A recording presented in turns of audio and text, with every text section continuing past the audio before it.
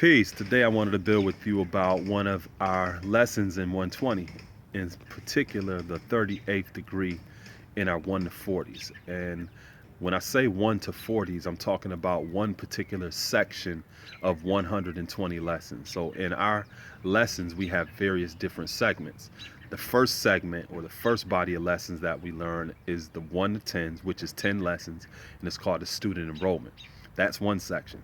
Then we have our 1 to 14s. That's another section.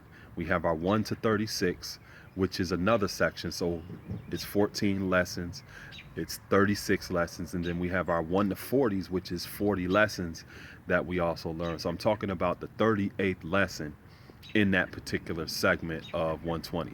We also have our actual facts and solar facts, which belongs to 120 as well. But that lesson asks us the question, why did God make devil? Or tell us, why did God make devil? And the answer to that question is to show forth and prove our power, that we are all wise and righteous, that we can make a devil, which is weak and wicked, give him the power to rule the earth for 6,000 years, and then destroy the devil in one day without falling victim to the devil's civilization. Otherwise, show and prove that Allah's God always has been and always will be. Now, the answer to that question gives you insight into not only the type of posture, but the attitude we should have towards justice or jurisprudence.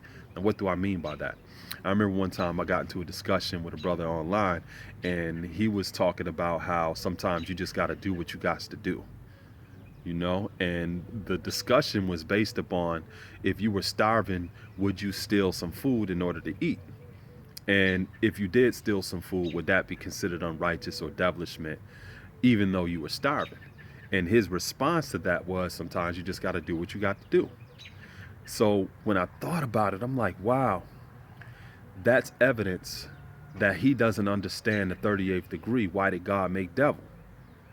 And the answer, again, to show forth and prove his power, that he is all wise and righteous, that he can make a devil, which is weak and wicked, give him the power to rule the earth for 6,000 years, then destroy the devil in one day without falling victim to the devil's civilization. Otherwise, it's show and prove that Allah's God always has been and always will be. And the reason I said that he doesn't really understand that lesson is because he entertains the philosophy that sometimes you just got to do what you got to do. Now, if you are committed to righteousness or doing the right thing, then if Allah's God always has been and always will be, and there is no unrighteousness in you, then that ultimately means that in every situation you have an opportunity to still do the right thing. There's always a chance for you to do the right thing and not compromise your integrity of righteousness. Because like the lesson says, to show forth and prove your power, that you are all wise and righteous. So in all scenarios, there's always an opportunity to demonstrate your power to be all wise and righteous. Sometimes in the midst of a situation, we may not be able to see how there were certain opportunities. But as we gain more insight into life, in hindsight, which is always 2020, we can look back and say, damn, I didn't even have to steal that food. There were 3 different food banks that were donating food these days throughout the week, but I didn't know it at the time. So I put myself in that situation where I fell victim to the devil's civilization because I didn't have the insight to see the opportunity to maintain my integrity in terms of righteousness. So my perspective is, if Allah's God always has been and always will be, and we can make a devil, which is weak and wicked, give that devil, and let me explain this too. Devil, and another word for devil is Satan. Devil means accuser. Satan means adversary. So anytime you're in a scenario where you're dealing with adversity, or you're dealing with being accused of something that you're not, how are you going to respond to that? Are you just going to say, I'm going to do what I got to do? Because always keep in mind that you doing what you got to do may be very different than somebody else doing what they got to do. And if both of you are living your life according to that philosophy, then that means there is really no boundaries on what you could expect you or that other person to do. So for example, you're doing what you got to do may mean going and just stealing some food. They're doing what they got to do may mean killing somebody to get some food. Somebody else is doing what they got to do may be robbing a bank. You know, the same thing in various different other aspects of our people activities. One person, in terms of their discipline when it comes to sexual activity, them doing what they got to do may mean, you know what, I'm just going to hold off. Somebody else, doing what they got to do may mean raping somebody. Somebody else doing what they got to do may mean bestiality. I mean, how do you measure the difference in what is appropriate and what's inappropriate? What I would say is let's not entertain that philosophy at all. Let's just adhere to being all wise and righteous and having the power to be able to do the right thing in the right circumstances. What about our word is being born and our born and being life? Let's adhere to that particular principle in life, as opposed to just introducing some of these other philosophies that have no boundaries to it and never really tells you the degree of a person's integrity. And like I said, seeing this person's response to that tells me that they really don't understand that lesson in terms of why did God make devil. Because if God made devil to show forth and prove your power, then you're telling me that you don't have no power to prevail over certain circumstances. That's why you just got to do what you got to do. Would you want somebody around your young children that has that philosophy?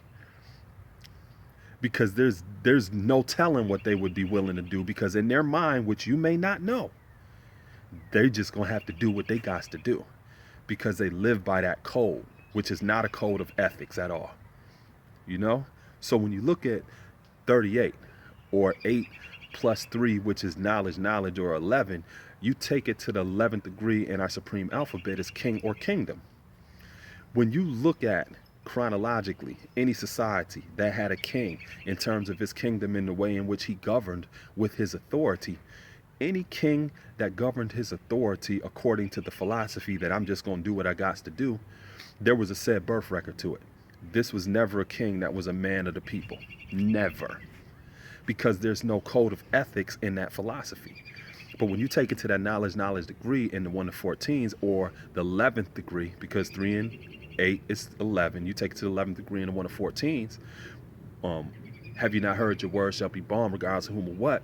Yes, my word is bond is life, and I will give my life for my word shall fail. When you have a person that lives according to that honor system, that grounds their code of ethics, where their word is actually bond, and that bond is a part of their life, this becomes a man that is one of the people. Because knowledge of 1 and 1 comes up to 2, that's wisdom. That shows that this person has a sense of discernment. And in discernment, they are judging rightly what they should and shouldn't do. So judgment is in part jurisprudence. Jurisprudence deals with justice. So think about going before a judge who had the philosophy, yo, I'm just going to do what I got to do. Many of us do go before judges like that, and we see the results. It's unfair. So if you wouldn't want to go before a judge like that, why would you want a person that thinks like that around your children? Why would you want to work in proximity to somebody that has a philosophy like that? Isn't it much more secure, or don't you have a greater degree of expectancy to deal with a person that lives their life according to word is bond and bond is life? And if you're dealing with a person that considers himself to be a 5%er, that bond to life should be show forth and improve their power, that they're all wise and righteous, and that they can make a devil, or they can make circumstances in their life that they're not going to fall victim to. All of us may make decisions or get in situations where it's like, damn, what do I need? I got to get out of this. You know what I mean? But there's always an opportunity for you to maintain your integrity in terms of righteousness. And if you don't think that there's always going to be an opportunity to maintain your righteousness and to show forth and prove your power, what is that saying about what you identify with as supreme force and power? If you don't think that there's always an opportunity to maintain your integrity in terms of righteousness, then you really don't have as much confidence in who you say that you ultimately are. You don't really recognize that you have that power to prevail over those circumstances, because you just got to do what you got to do, right? So I will, this was inspiring, it was empowering, it was educational. It just gave those of you some of my insight into regards to that particular degree. Why did God make devil? And like I said, it's to show forth and prove your power. And if you think that there's situations where you're unable to show forth and prove your power, that you're all wise and righteous, then maybe your perspective of supreme force and power or the Almighty God is a little bit convoluted and tainted. Maybe you're worshiping something that don't exist. Peace.